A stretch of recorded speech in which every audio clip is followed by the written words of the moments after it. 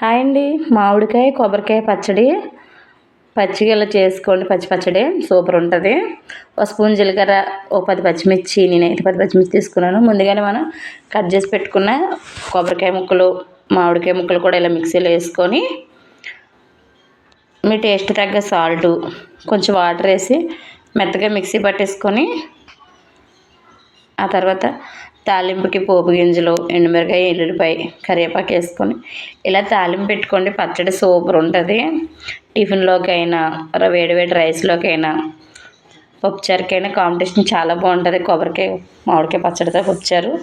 అలాగే నా వీడియోలు మీకు నచ్చితే నా ఛానల్ సబ్స్క్రైబ్ చేసుకో. అలాగే మీకు ఈ పచ్చడి ఎలాగొచ్చిందో మీరు చేసి నాకు కామెంట్ చేయండి. అలాగే నా వీడియోలు నచ్చితే సబ్స్క్రైబ్ చేసుకోండి. నా ఛానల్ సబ్స్క్రైబ్ చేసుకోండి. నా వీడియో షేర్ చేయండి, లైక్ చేయండి.